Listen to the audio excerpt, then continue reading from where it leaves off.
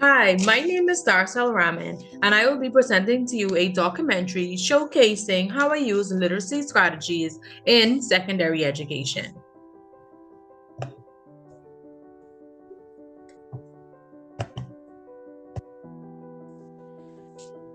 For lesson one, the students were in grade 11, and the subject was commerce, and it was 22 students, and the topic was consumer credit.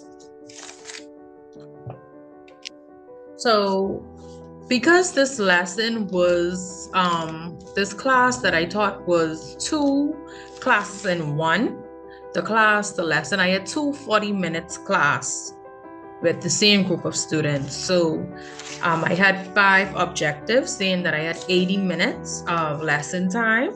So objective 1 was to explain the concept of credit at 100% accuracy, identify at least two advantages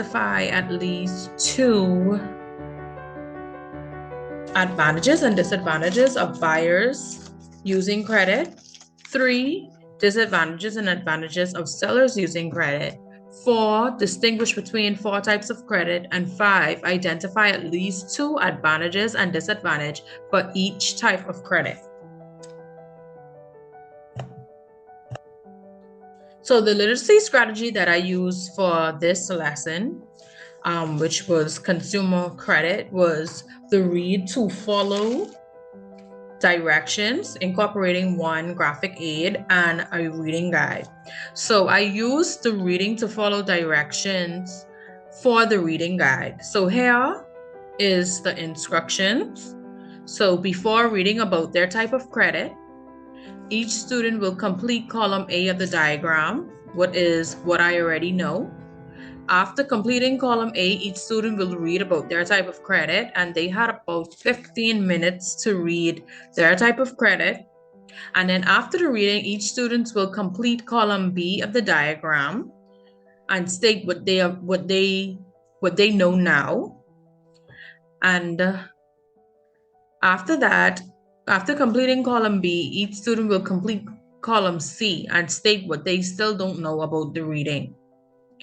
Okay, so students did very well with using the read to follow directions. It seemed very normal for them, like it was something that they did often. However, when it comes to the reading guide, I feel like students did not really they did not show interest really in the reading guide. Um, I guess probably because they had to read, and a lot of times we find students who don't really have a big interest in reading. So the reading guide student didn't show a lot of interest. However, they did do a good job with the reading guide. So here are some examples of the reading guide. As you could see in column A, this one in particular, the student knew very little. She knew that it was alternative for money, but after reading, she knew a little more about she knew a little more about credit. Okay, she said that these can be for customers who have shopped at the place for a long time, and people that are offered these cards get discount that other people without the cards do not have. They also have to pay cards off, which is a disadvantage. So not only do she know what the type of credit is now, but she also can identify one disadvantage, which is the high payment rates. Okay. And so even after the fact, she was able to say something that she would like to know. So she said she would like to know more about the payment rates. So, and how to pay off the store card and how it works more. So with the reading guide, I was able to find out how well the student understand the content, the reading content, as well as what more would they like to know. So based on this reading guide, in the next time I see these students, we can actually discuss some of the questions that they had about they had about the topic or what else they wanted to know. For instance, in the second student work, she wanted to know, why do businesses deceive consumers? Because in her opinion, she thinks that using credit is deceiving the customers. I guess she feel like using credit cards are deceiving the customers because she probably identified more disadvantages from using the credit card from reading. So using the store reading guide, we're able to go back and actually learn more and discuss other viewpoints of students um, moving forward. So I went even further with the reading guide. After students did the reading guide, I created a group activity. So at the beginning of the lesson, I divided the content into 5 different groups.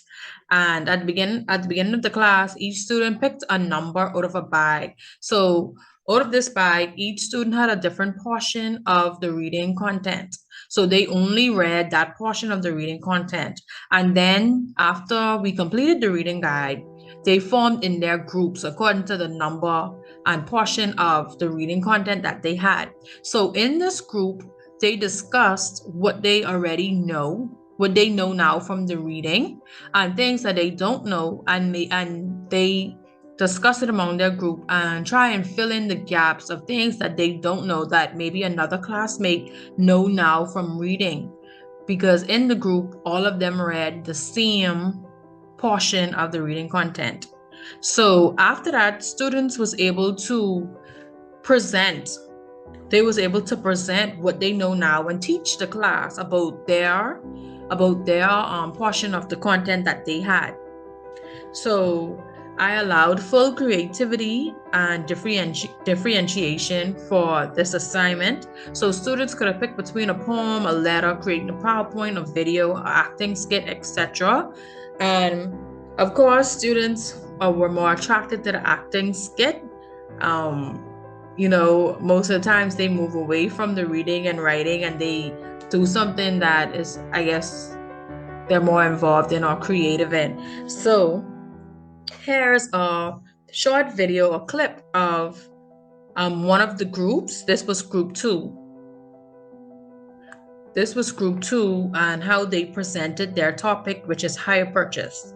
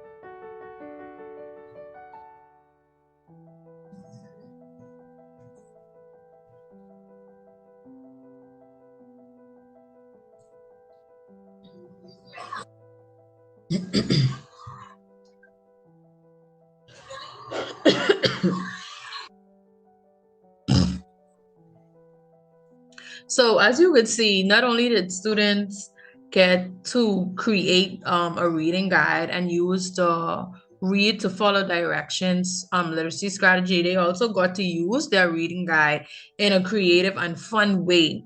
So this allowed students to actually get out of that funk that they had from actually doing the reading guide and get into something that was more active and creative, and they truly enjoyed it. And as you can see in the video, the students did a very good job of demonstrating how hire purchase works and explaining hire purchase. And in the video, they also demonstrated one of the biggest disadvantage of hire purchase, which is repossession of the property.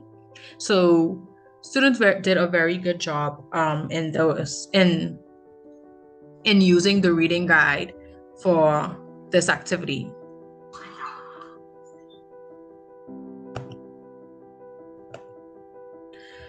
Okay, so next, I'll move on to lesson 2. So within this lesson, this was grade 10 and this was office procedures students. And it was only 9 students in this class. And the topic for this lesson was staff welfare.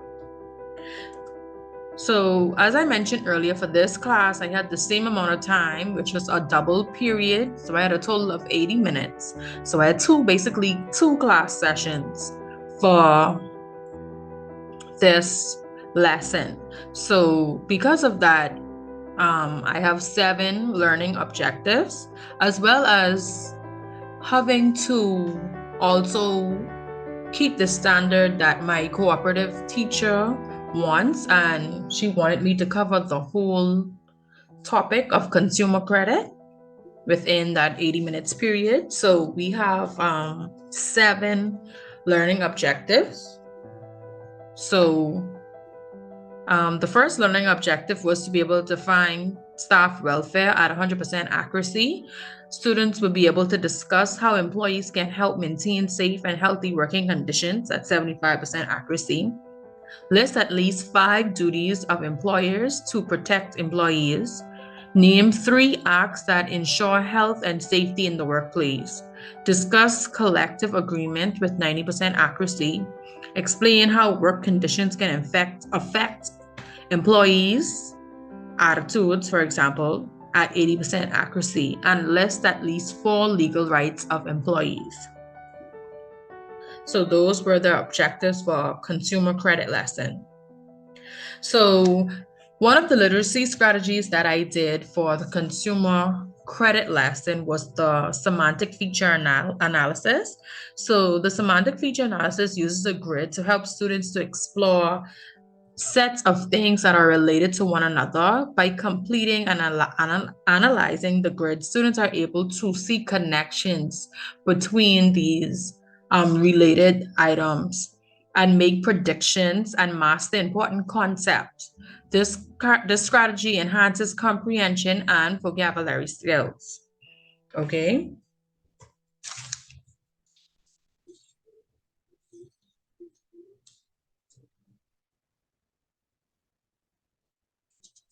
So here's the completed semantic feature analysis.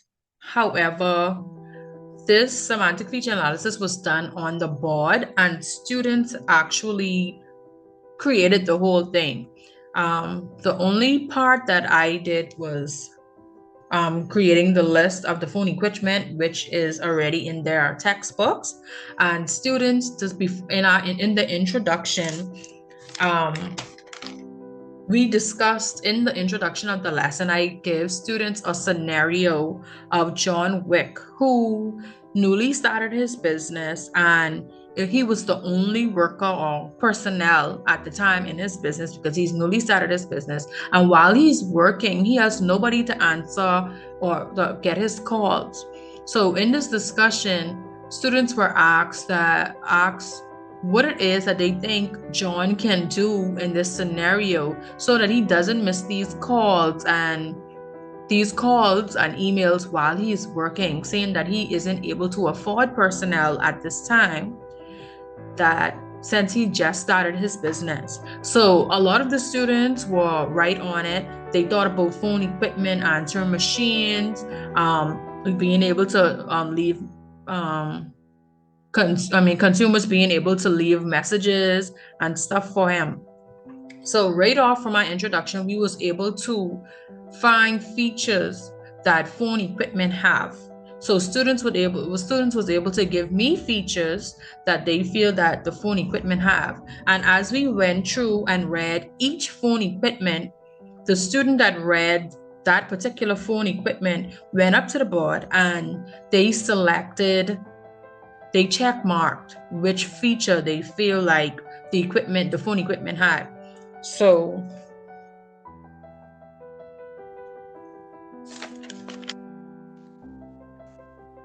I feel like students really enjoyed this activity. They were able to be more active learners. So normally, the students, when they read they're not always too enthusiastic to read the portion of the textbook. But after they read their portion of the textbook or about the phone equipment out loud, they was able to get up, go to the board, and actually check mark the features of the phone equipment that they read. So it allows students to be able to be more active learners. And here is a clip of one of the students completing the feature analysis of the phone equipment that she read about to the class.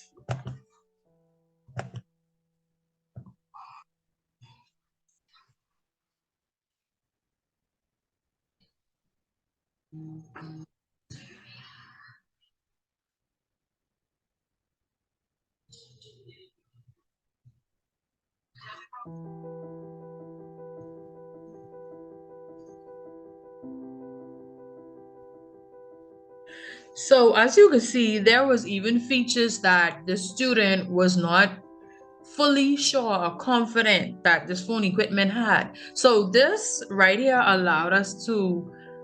it allowed me and even for other students to chime in and be able to discuss more about the phone equipment, that even though they read it, she did not fully comprehend or didn't digest all of the features that this phone equipment had. So when she went up to the board and she was uncertain about certain features, I was able to provide her with more information so that she was able to comprehend the information more, and students too was able to learn more as well about that type of phone equipment. So moving on.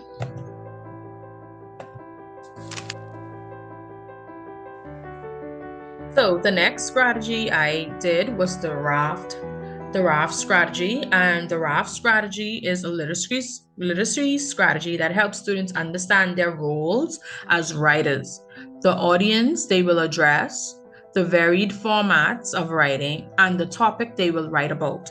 So for this lesson, I provided students with a content video that explained the Raft assignment to them, as well as give them an example of a Raft assignment. So not only did I expect my students to complete the literacy strategy, I did it for them and showed them that it is possible. So here's the video.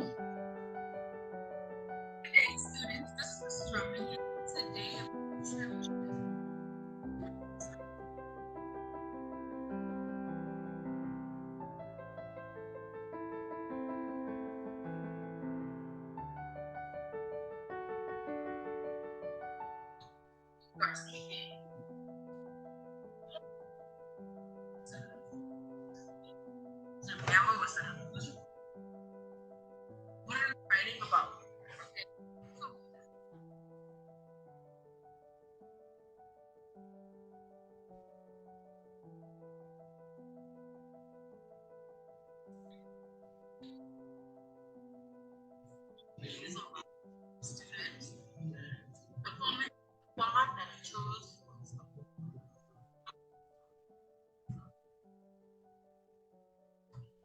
Okay.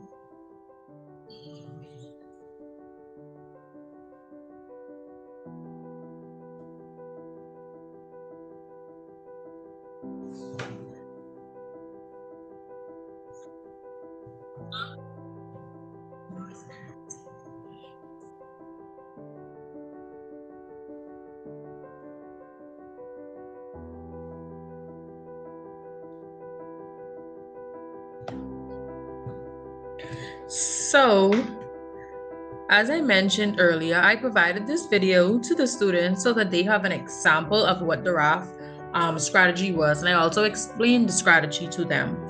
So students were able now to create their own raft assignment. So even before students started their raft activity, they heard mine and they got a little they felt that they couldn't do it, that they couldn't hold the standard. I had one student in particular who said to me that I can't do that.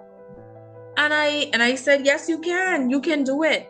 And could you believe this was the student who the only student who actually made a poem. She was the most creative one out of the bunch. She stepped out of her comfort zone, and she made a wonderful poem that I will show to you next. But I also provided students with a format to help them. But I also allowed students to be creative. So even though I provide them with this format, where I give them a role, or audience, a format, and a topic, they were still able to choose their own. And I also provided 3 different formats that they were able to use. So Clark may use a poem, but Shanique may want to use a business letter. So they had the option to do what they felt comfortable doing, or they felt that they could excel more in. So here are some examples of my students' work. So this is the student that I mentioned who said that she felt like she couldn't do it. But somehow my poem must have inspired her, and she did a really good job with the poem. I'll read the first 2 verses of the poem. She said, I am the most relevant telephone equipment. Can you guess what I am? I'm a cell phone. I perform many tasks as well as my friends. Answer machine, come on out and tell them what you do. Hi, I'm Answer Machine. I'm a recording device that connects to a telephone. You can leave pre-recorded messages with me. I have a sister. Her name is Voicemail, and she is similar to me. You can also leave messages with her, but with her, to access messages, you have to dial a personal identity number, aka a PIN. So she did a really good job, even though she thought that she couldn't do it. Okay, so that's one of my students' work, and this is another student. So I also learned that these students learned recently how to do business letters, and it would also be coming on their exam. So I also encourage them to do business letters so that they can get a good practice with that. And as you can see, the students did a really good job on the business letter. I'll read the first paragraph. Their business. I am a telephone equipment. I hope your business is going good. But I want to know, but you want to know what will make it great? Using telephone equipment. As a telephone equipment, I come in many different parts, such as answer machine, voicemail, pagers, switchboard, telephone cards, cellular phones, and Skype. So this student did a really good job with the body of their letter as well as a salutation, but they did not include a business letterhead. So because of that, I deducted 5 points, but I gave them most of the points because I feel like the body was really good and they did a good job with writing the letter, especially in the short amount of time that they had to do the assignment as well. So I think I have another one. Oh, this is also another one. And this student here, they did a full complete letter. They have a letterhead, salutation, greeting, everything, as well as the date. So I give this person full marks for this letter. They did a really good job. So that is some examples of the Raft literacy strategy. So with that being said, In conclusion, the students seemed a little taken back by most of the strategies. It seemed very unfamiliar to them, except the reading to follow guide with the graphic aid.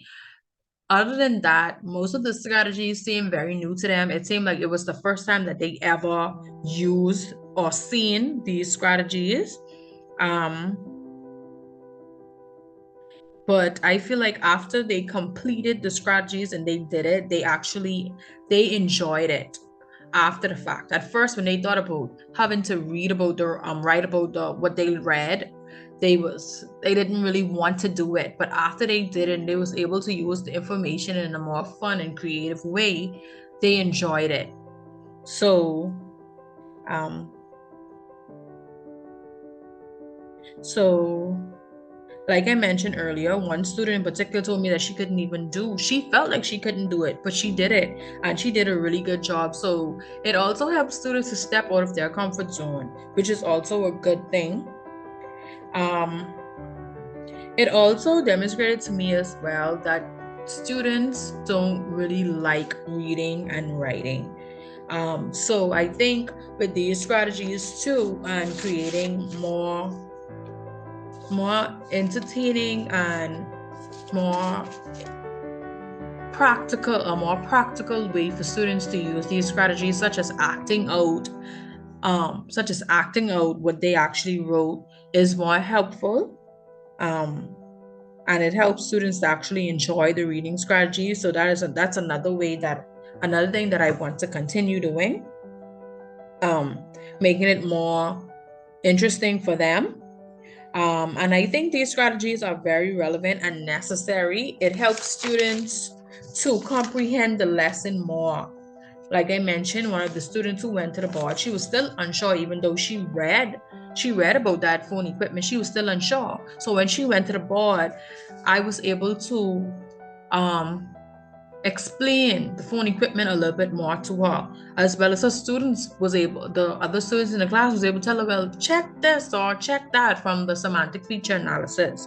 So it allowed students to be able to comprehend the lesson a lot more, and it also encouraged students to read with a purpose, to read to understand. So when they have these literacy strategies and these Raft strategies, they know that, okay, after I finish reading this, I have to be able to use this knowledge that I gain. So it allows students to read with a purpose. As I mentioned, the semantic feature analysis earlier. It allowed discussions to take place. It allowed pair teaching to take place. So I will definitely use these strategies again. This assignment shows me as a future teacher that we must keep literacy strategies as the forefront when teaching any subject.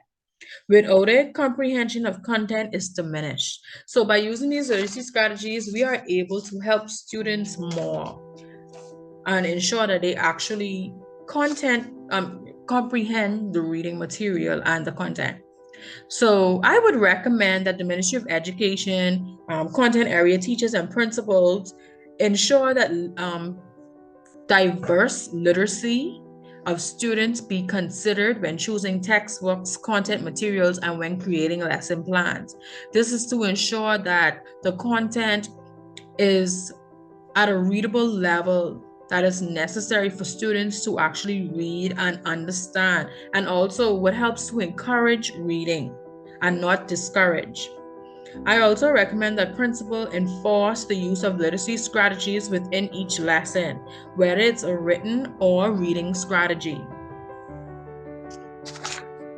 Also for content, also enforce content area teachers to find literacy strategies that works well with their content areas and utilize those.